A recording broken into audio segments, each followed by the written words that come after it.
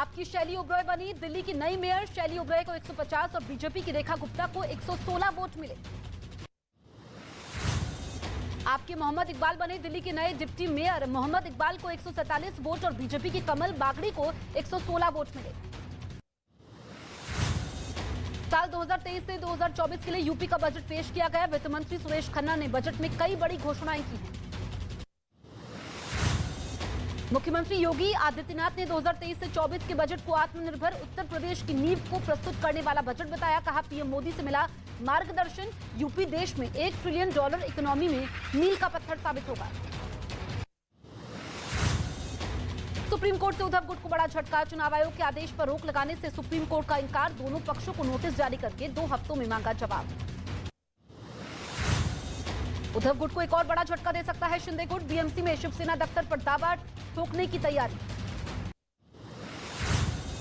गृहमंत्री अमित शाह का 24 फरवरी को एमपी दौरा। सतना में मां शारदा देवी मंदिर में पूजा करेंगे। कई कार्यक्रमों में होंगे शामिल। एक जनसभा को भी करेंगे संबोधित।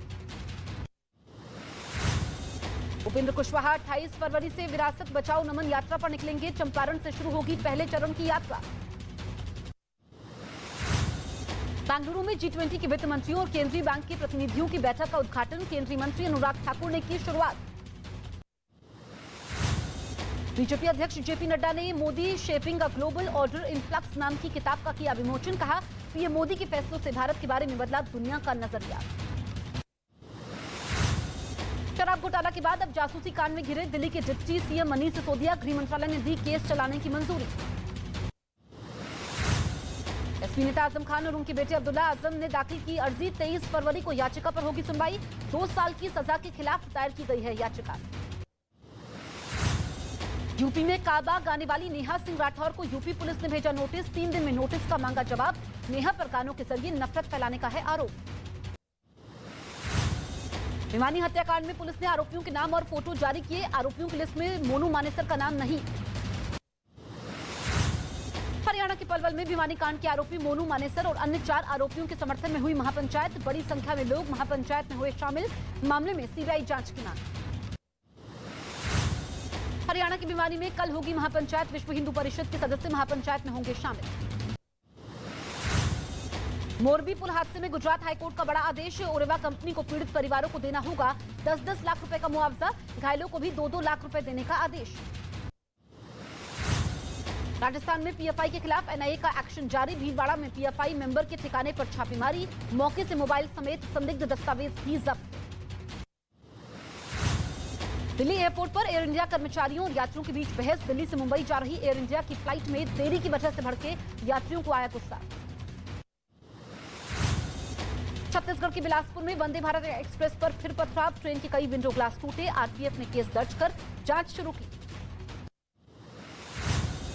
मुंबई साइबर सेल का बड़ा पर्दाफाश। मुंबई क्लब की मेंबरशिप दिलाने के नाम पर हाई प्रोफाइल लोगों से करोड़ों की ठगी। पुलिस ने 5 आरोपियों को गिरफ्तार किया। छत्तीसगढ़ के कवर्धा में ऑनलाइन ठगी करने वाले गिरोह का पर्दाफाश। पुलिस ने 27 आरोपियों को गिरफ्तार किया। मोबाइल टावर लगाने के नाम पर लोगों से लाखों रुपए की ठगी का आरोप। झारखंड के पाकुड़ में जमीन विवाद में 2 पक्षों में तनाव। सूचना पर पहुंची पुलिस ने आरोपियों को गिरफ्तार किया। गुजरात की खेड़ा में यात्रियों से भरी बस में अचानक से आग लगी। हादसे में कोई हताहत नहीं। गुजरात से राजस्थान के कांकरोली जा रही थी बस। उत्तराखंड के काशीपुर में NH 74 पर तेज रफ्तार से आ रही गाड़ी में लगी आग। दमकल की टीम ने कड़ी मशक्कत के बाद आग पर पाया काबू। आग से किसी को कोई नुकसान नहीं। यूपी की बस्ती में भीषण आग में एक घर जलकर राख। शॉर्ट सर्किट की वजह से लगी थी आग। पुलिसकर्मियों ने कड़ी मशक्कत से बुझाई आग। महाराष्ट्र के सोलापुर में होटल मालिक की 2 बहनों और बहू की पत्थरों से कुचलकर हत्या। मामले में पुलिस ने एक संदिग्ध को हिरासत में लिया। एमपी की ग्वालियर में स्कूल की बस पलटने से हादसा। 2 बच्चे घायल। हादसे के समय बस में 35 बच्चे थे सवार। दिल्ली की फ्रीडम फाइटर कॉलोनी में बुजुर्ग की घर में लूट के बाद हत्या। दिल्ली पुलिस ने मामले की जांच शुरू की। महाराष्ट्र के रायगढ़ में मंदिर की दान पेटी से पैसे लेकर फरार हुआ चोर। सीसीटीवी में रिकॉर्ड घटना। झारखंड के लोहरदगा में हाथियों के झुंड ने 5 लोगों की ली जान। गांव में फैला दहशत का माहौल। लोगों ने प्रशासन से सुरक्षा देने की मांग की। गुरुग्राम में एक मां ने कोरोना के डर से अपने ही बच्चे को घर में 3 साल तक कैद में रखा। पिता की शिकायत पर पुलिस ने बच्चे को बाहर निकाला।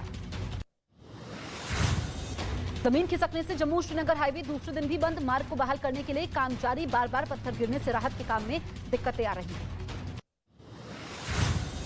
बद्रीनाथ धाम में फिर शुरू हुई बर्फबारी। 1 से 2 फीट तक बर्फ जमी। बर्फबारी के बीच तपस्या करते नजर आए साधु संत।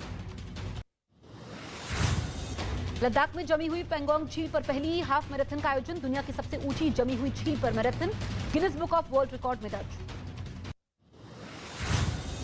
यूक्रेन में राष्ट्रपति दफ्तर के प्रमुख ने भारत के राष्ट्रीय सुरक्षा सलाहकार अजीत डोभाल से फोन पर बात की। जेलेंस्की के ऑफिस ने दी बात करने की जानकारी। पाकिस्तान में आतंकी संगठन हिजबुल मुजाहिदीन का प्रमुख आतंकी सैयद सलाउद्दीन को देखा गया। सैयद सलाउद्दीन रावलपिंडी में आतंकवादी इम्तियाज आलम के जनाजे में शामिल हुआ था।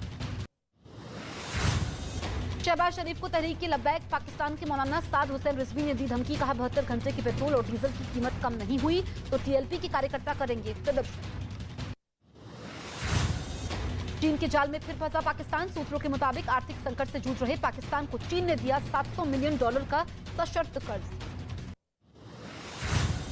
पाकिस्तान और अफगानिस्तान के बीच बॉर्डर बंद होने से व्यापारी परेशान। 6000 से ज्यादा गाड़ियां और ट्रक बॉर्डर पर फंसे। सब्जी और फल के व्यापारियों को सबसे ज्यादा नुकसान। पाकिस्तान के पूर्व पीएम इमरान खान और उनकी पत्नी को एनएबी ने तोशखाना मामले में समन्स भेजा। नेशनल अकाउंटेबिलिटी ब्यूरो ने 9 मार्च को पूछताछ के लिए रावलपिंडी बुलाया।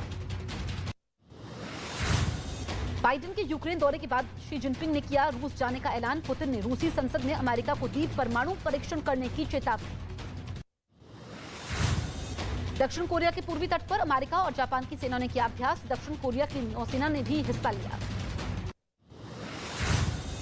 दक्षिण अफ्रीका में चीन और रूस का साझा युद्ध अभ्यास। चीन और रूस की दोस्ती से नेटो के देशों की उड़ी नींद। अमेरिका ने भी चीन को घेरने के लिए ताइवान में मोर्चाबंदी शुरू कर दी है। लंदन में अमेरिका दूतावास में संदिग्ध सामान मिलने से अलर्ट जारी। सुरक्षा एजेंसियों ने दूतावास को चारों ओर से घेरा। लोगों को दूतावास से दूर रखने का निर्देश जारी किया। वेस्ट बैंक शहर में इजरायल की सेना ने फायरिंग की। गोली लगने से 2 फिलिस्तीन के नागरिकों की हुई मौत। इटली के सैन बियाजो में सूखे का खतरा मंडराया। सबसे बड़ी गार्डा झील में पानी का स्तर कम हुआ। ज्यादातर नदियां और झीलें में भी पानी का संकट गहरा चुका है।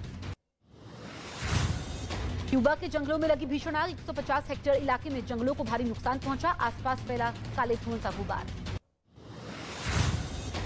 ब्राजील में जमीन खिसकने से 40 से ज्यादा लोगों की मौत हुई। 2500 से ज्यादा लोग घर छोड़ने को मजबूर हुए।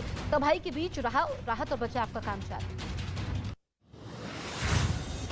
अमेरिका के नॉर्थ डकोटा में बर्फीले तूफान से बिगड़े हालात। बर्फबारी की वजह से स्कूल और दफ्तर बंद किए गए। प्रशासन ने लोगों को घर में रहने के निर्देश दिए।